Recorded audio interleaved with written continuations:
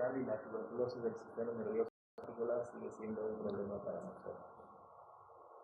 ¿Qué es lo que tienen que saber de tuberculosis? Bueno, un poco de historia cuando fue descubierto, ya hace más de un siglo, luego se encuentra, se descubre la vacuna que solo nos protege para las formas más severas, las formas orgánicas, no para la pulmonar. Felizmente, nosotros nos infectamos, pero solo el 10% desarrollamos la enfermedad.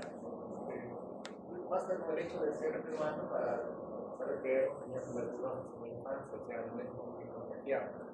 Pero nuestra inmunidad defiende esta infección de la enfermedad. Entonces es importante saber que nosotros nos contagiamos en las primeras etapas de la vida, porque cuando hacen la tuberculosis en una etapa adulta, no es porque recién han adquirido, sino porque fue reactivado seguramente, ¿no? Porque algo tuvo que pasar en el mundo, sobre todo. Tiene un poco de información nuevamente estadística. La meningoencefalitis ocurre en el 2% de todos los pacientes con tuberculosis. Si este paciente además tiene VIH, ese porcentaje aumenta con VIH. Nuevamente, de todos los casos de la tuberculosis extrapulmonar, no son las más frecuentes de la infección nerviosa, de hecho es poco frecuente en realidad. Pero cuando hacemos en un centro de referencia como este, ustedes van por la sala San Vicente, van a decir que tuberculosis, decir que haya mucha tuberculosis cerebral. Eso es relativo, entonces, claro, en un hospital general de otro distrito lo que van a ver más es tuberculosis pulmonar, obviamente, como es común. La mortalidad también es baja, como ustedes están viendo. Es importante que ustedes sepan esta gráfica de cómo llega el bacilo al sistema nervioso. Seguramente ustedes saben por demás cómo llega el bacilo a nuestros pulmones. Entonces, nosotros estamos cerca de una persona que tiene tuberculosis activa y empieza a toser, a hacer expulsos con bacilos, con la tos, con la saliva, más o menos podemos contagiar. ¿Por qué dentro de estos bacilos están los macrófagos? Dentro de esta secreción están los macrófagos que contienen a los bacilos, ¿no? Y si nosotros respiramos, están en el bus y alguien está tosiendo, bueno, ustedes y van a hacer una infección que va a quedar ahí localizada en el pulmón, eso se va a pasar y luego se va a clasificar. Y ese es el famoso complejo primario de Gom. ¿Sí se lee bien? Sí, estoy mal. Creo que no está bien el contraste de los colores. Pero esa misma infección se queda ahí localizada en el pulmón y probablemente luego se reactive. ¿Sí?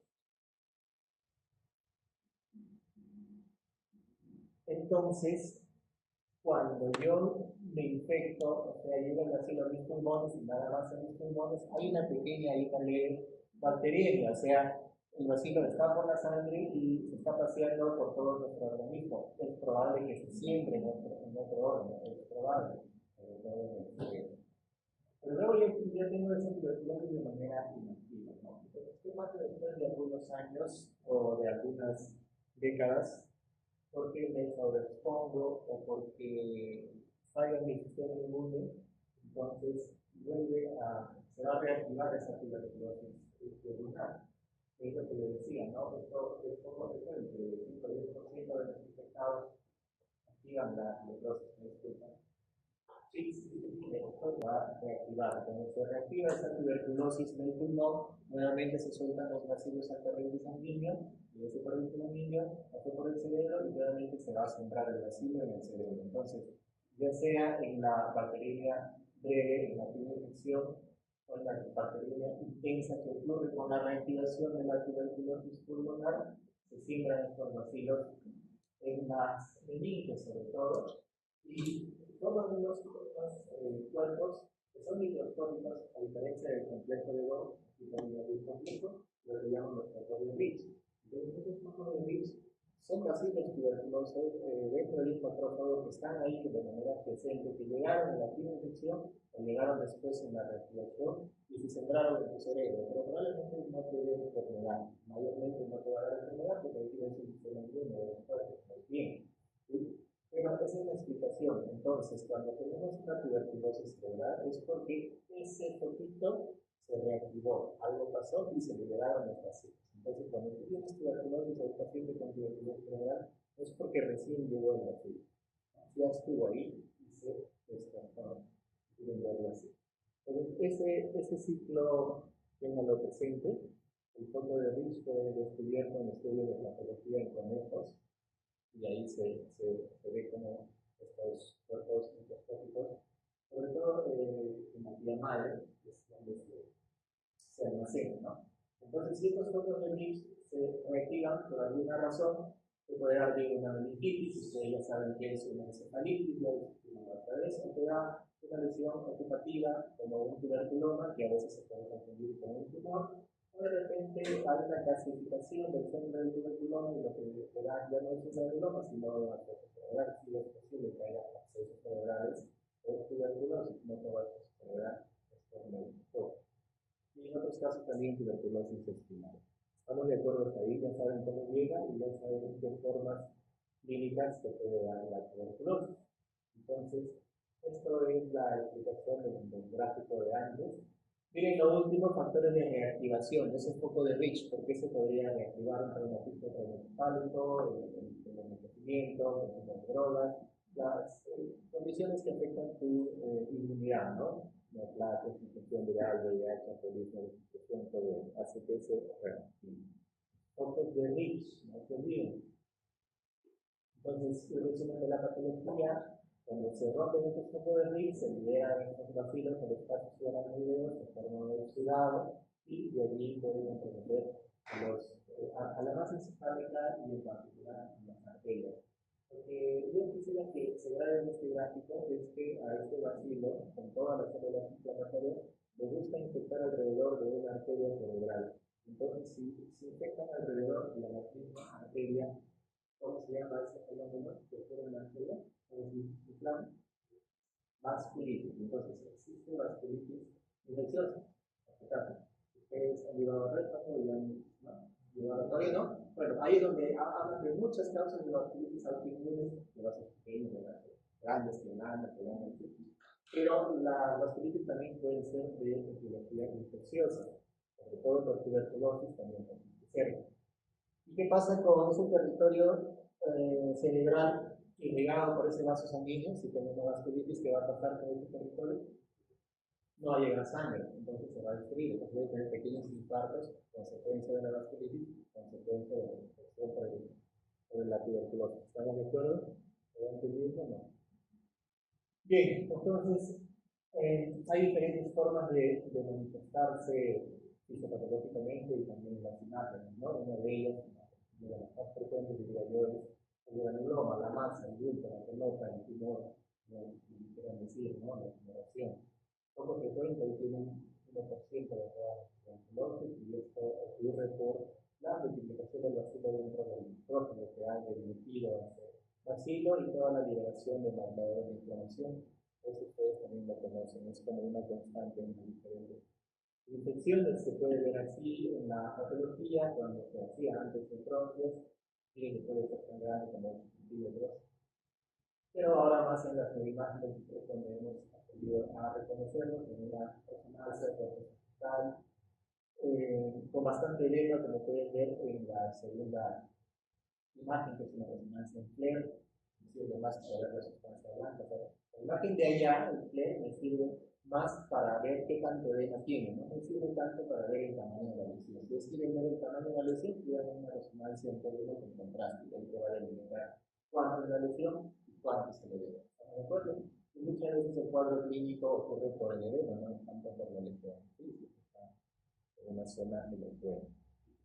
Bueno, hay otras formas de tuberculosis, granulomas, perdón, un granuloma, dos granulomas, muchos granulomas, tuberculosis miliar también ocurre en el cerebro. Esa tuberculosis miliar te puede dar un cuadro clínico diferente. Si tú tienes un granuloma aquí en el lóbulo temporal, en la parte posterior, probablemente te dé un cuadro ofensivo. El lóbulo temporal, condición de tiroides, trastorno de memoria, probablemente eso te está focalizando, ¿no? Te da un signo focalizador. Pero si tienes muchos granulomas, se va a comportar como muchas focalizaciones y eso Y esa de abajo, la letra B, lo más probable es que te dé un cuadro difuso, una encefalitis, una epilepsia, una hipertensión endocraniana, ¿no? Porque básicamente es todo el encéfalo comprometido. En realidad hay muchas formas, nunca terminaremos de ver todas las formas en que la tuberculosis afecta al cerebro. Mira cómo te afectan los vasos sanguíneos de las meninges, los vasos sanguíneos de la base, ¿no? Me gusta mucho la tuberculosis aplicar las meninges basales o las cisternas basales. Entonces, como te afecta la cisterna basal también, va a transcurrir el líquido cefalorraquídeo, que lo obstruye, en consecuencia, ¿qué va a pasar en el cerebro? Cuando te obstruye el pasante líquido cefalorraquídeo, y lo separa. Entonces necesitas muchas veces el apoyo de neurocirugía antes incluso de dar el tratamiento para.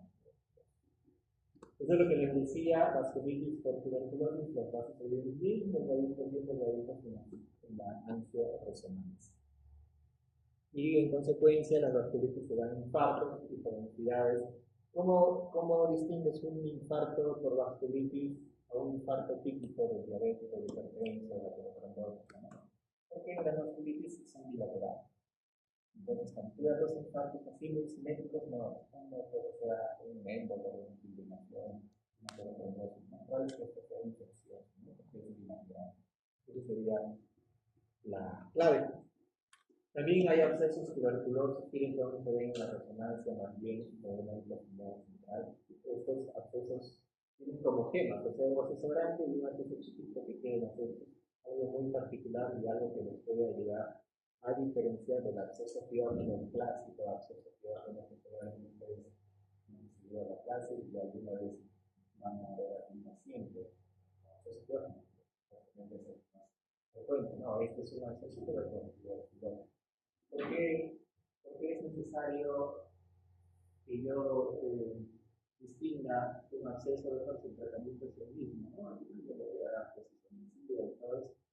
sí, pero el granuloma se va a resolver con 2 meses de tratamiento. En cambio, el absceso probablemente no necesita una aguja, un cirujano y aspira el material purulento.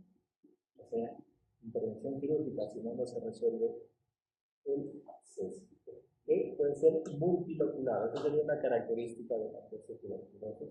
Sobre todo lo van a ver en pacientes con VIH, porque como el sistema inmune está venido a menos, no va a haber mucha respuesta de los macrófagos, ¿no? Porque están disminuidos. Entonces ustedes ahí tienen un cuadro comparativo, si quieren, de granuloma y absceso. Ambos son lesiones focales, ¿sí? Más solitarias en el granuloma, que están múltiples en el absceso cerebral. Menos frecuente en la forma de absceso cerebral, ciertamente. Esta es una publicación que hicimos hace ya algún tiempo, donde encontramos a un grupo de pacientes con abscesos que tenían, justamente de aquí se deducen, ¿no? ¿Por qué sentido? Como bueno, esto se confirmó con patología. ¿Qué conclusiones sacamos de aquí? Que debemos sospechar de absceso tuberculoso, sobre todo en los pacientes con VIH, cuando es multilogo, en esos casos. Estos necesitan intervención quirúrgica, función aspiración, si no, no se van a ver. También te puede dar un cuadro de meningitis. Una de las cosas que debes aprender, la otra vez hablamos de meningitis virales, es que las tuberculosis son más de una semana, solo duras semanas y meses de enfermedad. Y es muy raro que un paciente venga con 3 días que se salga a fiebre que no nunca y eso sea tuberculosis. La tuberculosis per se es un cuadro ciudadano crónico, por lo mismo, ¿no? Los vacilos son todavía con mucho tiempo. Con todo el cuadro clínico que ustedes saben, el meningitis, la conciencia, no solo nos comentaba a veces. Sobre todo si hay un antecedente neurológico terminal, no necesitas un tipo de positivo más de caso. Y en el líquido cefalorraquídeo pues encuentras un aumento de células, sobre todo de linfocitos, pero la característica de los tejidos tuberculosos es una hiperliporraquia con un aumento considerable de la contribución. Esta alteración del líquido cefalorraquídeo la van a encontrar en las meningitis tuberculosas. En los granulomas, como está bien encapsulado, generalmente no sueltan las células inflamatorias del líquido. Entonces, no te sorprendas que un granuloma tuberculoso tu líquido salga normal. realmente es normal, porque está bien en cápsula líquida. Es en las meningitis, en las meningoencefalitis. Ahí te vas a encontrar alteraciones del líquido cefalorraquídeo. Características que son clásicas, ¿no? Las deben saber ustedes: hipertrofia rápida, hiperproteinemia, inflamatorios celulares, sobre todo mononucleares. Hay algunas clasificaciones, esta que tiene bastante tiempo, pero es útil. Miren, cuando ya tienen al paciente, cuando ya lo han evaluado, cuando ya lo han diagnosticado, es un diagnóstico: tuberculosis cerebral, meningitis tuberculosa, con el estadio, ¿no? Y es fácil, según el estado clínico, según el estado del sensor, ustedes pueden decir que está en el estadio 1, que está en el estadio 2, que está en el estadio 3. ¿Y eso para qué me sirve? Deben preguntar, ¿para qué me sirve? Las clasificaciones tienen que servir para algo. Si no sirven para nada, entonces no las aprenden. Luego vamos a ver al final de esta exposición para qué sirven los estadios. Entonces memorícense en qué consiste el estadio 1, 2 y 3, y luego yo les voy a preguntar. Estudios de líquidos cefalorraquídeo, lo que ya les mencioné: disminución de glucosa, sobre todo el consumo de glucosa. La adenosíndiaminasa cada vez se usa menos. En realidad ya no pedimos adenosíndiaminasa en el líquido cefalorraquídeo. Antes era muy común, cuando pedían un ARA de 6, un ARA de 10, decíamos, entonces no, es muy inespecífico, se puede aumentar con otras patologías. Así que prácticamente no pedimos, porque ahora ya tenemos a la mano, sobre todo en los sistemas públicos, tenemos el PCR para tuberculosis. Entonces lo que queremos primero es un citoquímico bien hecho y luego un PCR para confirmar, ¿no? Esto es una tabla solamente para que ustedes repasen o recuerden cómo es el patrón de alteración del líquido en una meningitis bacteriana, en una viral y en una tuberculosis hongos, que son sobre todo crónicas, como les había dicho. Hay un positivo de inflamación. Bueno, de lado lo voy a pasar en realidad. Creo que no vale la pena discutir mucho sobre eso, es muy baja su sensibilidad. Ya con el PCR también las coloraciones del CINILSA, si bien es cierto pedimos eso cuando hacemos la función lumbar, pero el PCR ya nos llega en 48 horas y ha reemplazado bastante a los cultivos y todo eso, ¿no? Los cultivos todavía nos ayudan para ver la sensibilidad de los fármacos, entonces también ya está bien el proceso. Aquí hay una tabla que dice que me ayuda para yo sostener un diagnóstico de tuberculosis, ¿no? Ustedes tienen un puntaje, que tiene el cuadro clínico, que da un puntaje. Esto no se lo tienen que memorizar, esto lo tienen que celular, y cuando vean un paciente pues dirán su estabilidad, ¿no?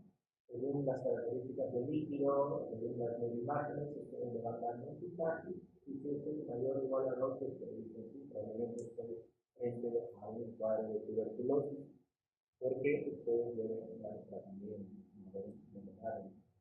¿Sí? Estos son el consenso para el tipo de meningitis tuberculosis, que también tiene algún tiempo, pero todavía es válido. La tuberculosis definitiva es cuando yo encuentro el PCR positivo, el bacilo en el microscopio, ¿no? La función de CINILSA, o un cultivo positivo que me sale electrónico. Pero la verdad, en la práctica clínica, ustedes dan tratamiento para tuberculosis solo con la sospecha. Si no tienen la confirmación, pero tienen el cuadro clínico, tienen el granuloma, las lesiones, tienen el líquido alterado, ustedes tienen tuberculosis probable y empiezan tratamiento. No esperamos que salga necesariamente lo que sea definitiva para la persona. Es más, la mayoría de tratamientos que ustedes ven en un paciente con tuberculosis cerebral se van a dar cuenta que la mayoría de veces es un tratamiento clínico. Seguro que esto puede para el donante. Aquí tienen el esquema de tratamiento, lo que tienen que saber, dos cosas importantes que tienen que saber. Primero, que es un tratamiento más largo que la oficina, 12 meses, y la otra es que ustedes no pueden dar tratamiento, no deben dar tratamiento sin empezar primero la dexametasona. Si ustedes empiezan a dar tratamiento, matan al bacilo, hay más respuesta inflamatoria, más edema, más vasculitis, más daño al cerebro. Por eso deben usar corticoides, para frenar un poco esa inflamación. La inflamación es buena porque va a matar al bacilo, pero también va a matar neuronas y va a destruir vasos sanguíneos, entonces debes dar dexametasona. Si tú no das la dexametasona, si no haces corticoides, el paciente va a tener empeoramiento de su cuadro clínico. Con el que llegó se va a poner peor, va a convulsionar más, va a entrar en coma porque hay más idea. Por eso usamos dexametasona. No hay que usar mucha dexametasona, a veces la piden ahí, máximo 3 o 4 semanas. 4 semanas diría yo, o sea, el primer mes de tratamiento con corticoides. No sea malo, no me va a dejar un corticoide. La tuberculosis del sistema nervioso, la de la médula, la meningitis, los granulomas, la que sea, con corticoides. La pregunta es, ¿y en VIH? Ahí no hay un consenso. Parece que el corticoides no va a ayudar. Y piridoxina para evitar la complicación de neuropatía por silencios. El empeoramiento paradójico se refiere a que el paciente llega al hospital y una vez diagnosticado y tú le das un tratamiento se pone peor. ¿Por qué se pone peor? Porque estás destruyendo los residuos, estás despertando la respuesta inflamatoria. Entonces, no te sorprendas que en la siguiente semana el paciente esté convulsionando más, con más cefalea o disminuyó el Glasgow de los sensores. Ese empeoramiento puede ser un buen signo porque está respondiendo a esos fármacos, ¿no? Solamente que debes tenerlo hospitalizado justamente para observar, no vaya a ocurrir este empeoramiento paradójico. Y tú en la misma resonancia puedes ver un poquito de edema y en la de control a la semana más edema. Y dices, uy, ¿pero qué? ¿He hecho mal algo? No, está respondiendo el organismo a ese tratamiento, pero esa respuesta le puede dar síntomas al paciente, ¿no? Entonces, lo tenemos hospitalizados por unos días o semanas. Uno por esto y lo segundo porque tú tienes que asegurarte que el paciente recupere dos pastillas, para todas las pastillas. El paciente vomita el primer y segundo día y ya no toma más. Entonces, ¿qué haces tú?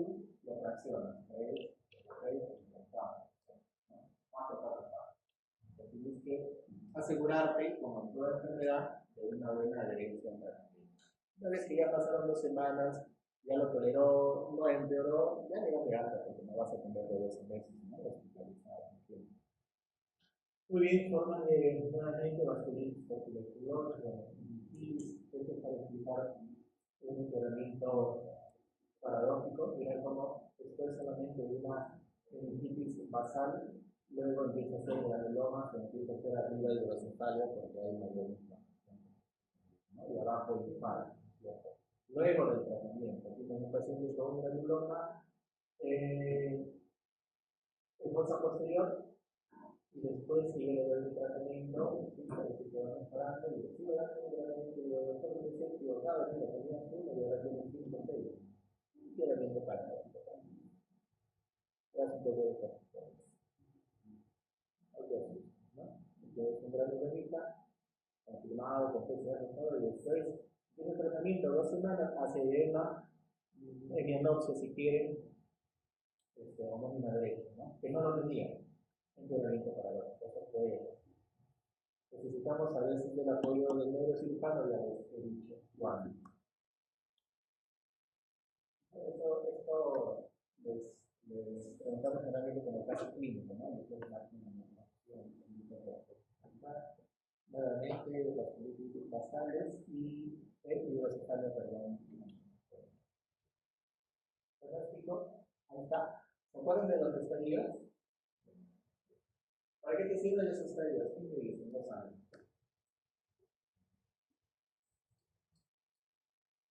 ¿Para qué te sirven los estadios?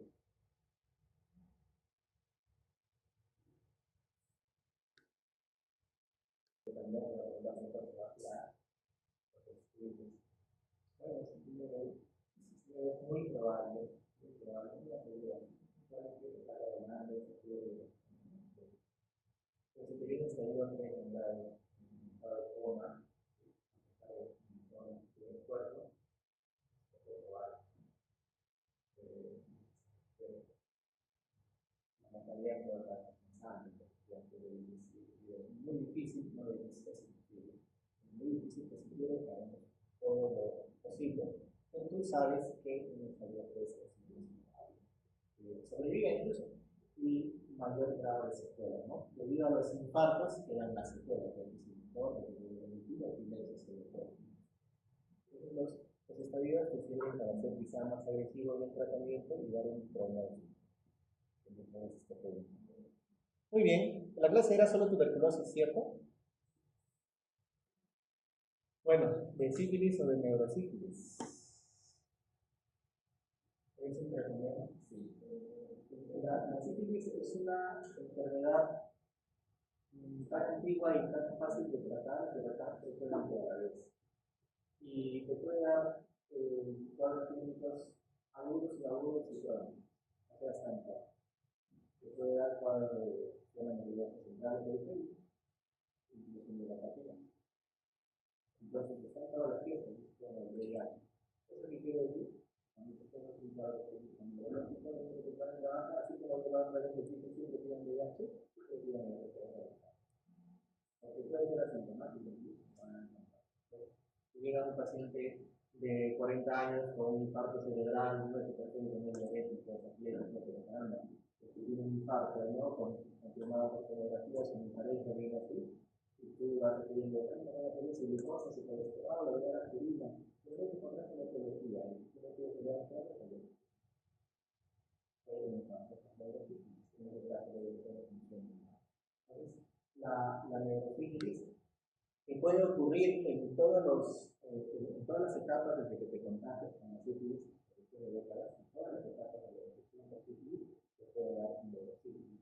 Pero hay una diferencia, si ocurre en las etapas tempranas, te va a dar cuadro clínico determinado y en las tardías, otro cuadro clínico que no voy a mencionar.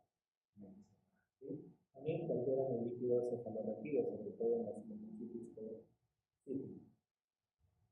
Yo quisiera que de sífilis se graben, y después si quieren siguen durmiendo, pero se graben esta diapositiva, ¿ya? Porque esto sí les voy a preguntar, porque lo tienen que saber. O sea, existe neurosífilis temprana, ¿sí? En la sífilis temprana hay una invasión al líquido cefalorraquídeo, también una inflamación de vasos sanguíneos y de ocurre entre las semanas y los pocos años luego de la infección primaria. ¿Sí? Luego de la infección primaria, que saben que es la infección sexual. Puede coexistir con la sífilis primaria, puede con la secundaria, puede ser asintomática, o sea, ingresa al sistema nervioso, pero no te da cuadro clínico. ¿Sí? Sin embargo, en las formas sintomáticas en edad temprana ocurren meningitis o meningitis. Y como esa meningitis y meningocefalitis inflama también los vasos sanguíneos, en consecuencia va a tener infarto.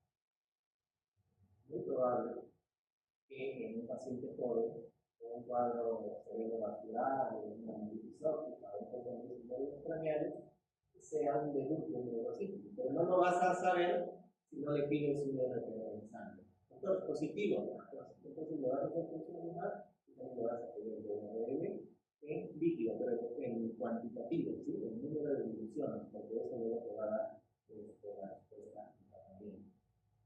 Y la tardía es diferente, ¿no? La tardía, más que meninges, en la tardía dije que compromete el parénquima del cerebro de la médula, del cerebro o de la médula. Y el tardío es menos frecuente, pero las dos las más frecuentes es la temprana, es lo que vemos cuando vemos sífilis por acá, tenemos ahí una meningitis óptica por sífilis y una otra meningitis y meningitis por sífilis. Las tardías que ocurren luego de décadas de la primera infección, como la neuropatía o la dorsal, sus características propias, el cuadro demencial, sí son menos frecuentes en realidad.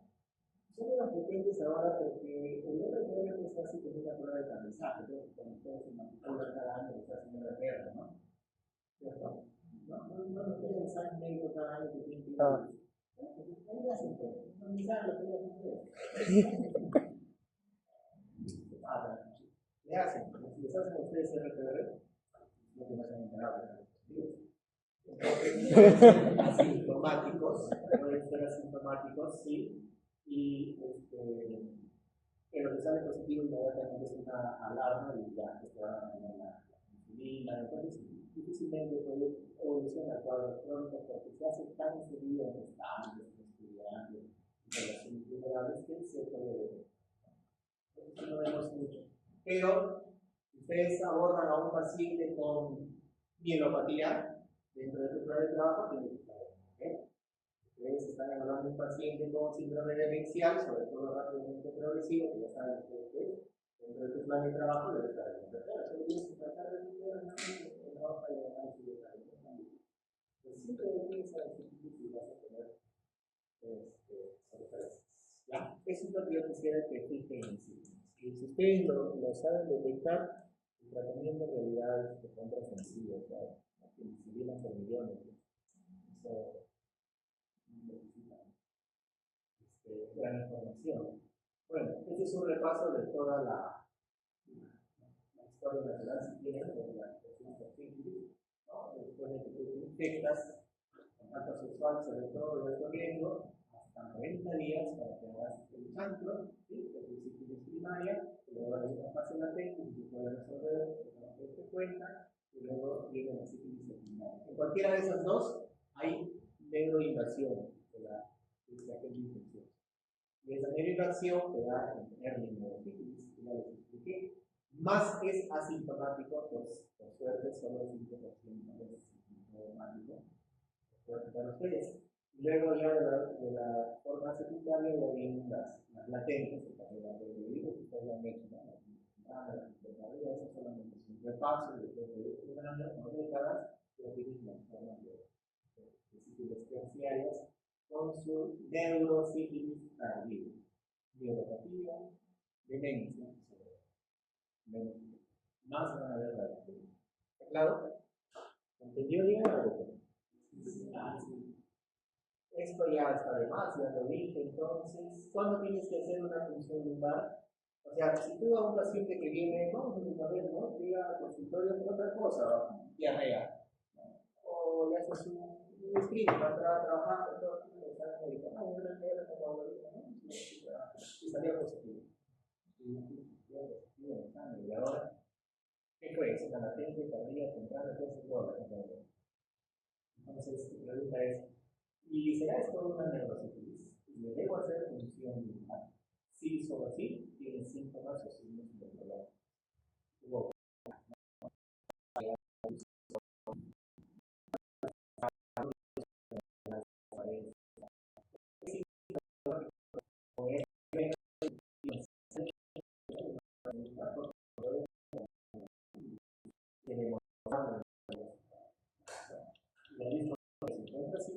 Busca VIH.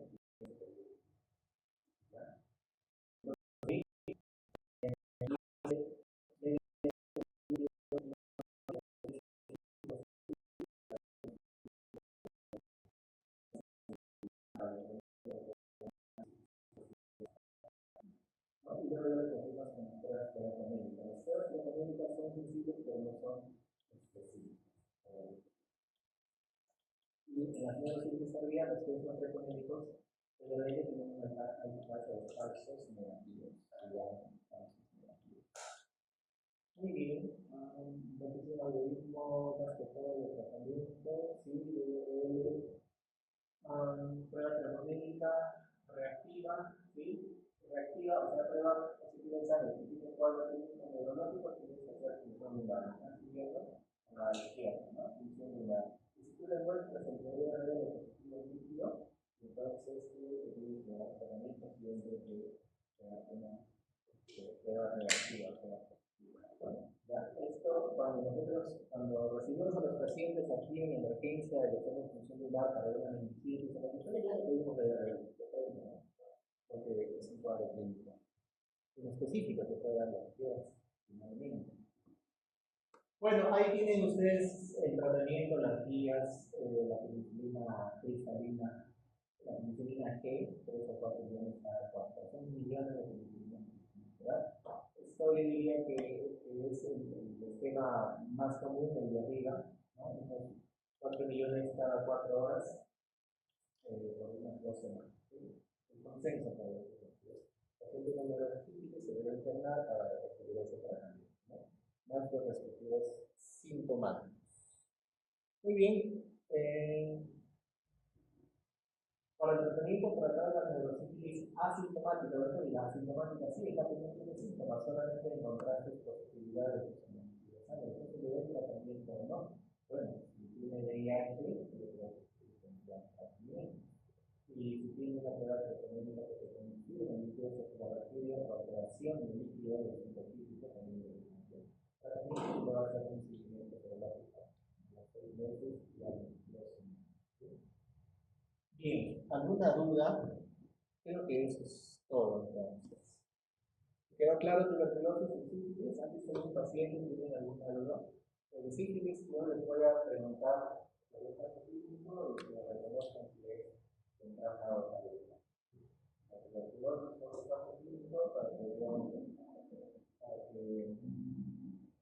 cuál es la mejor conducta terapéutica. Creo que no hay dudas.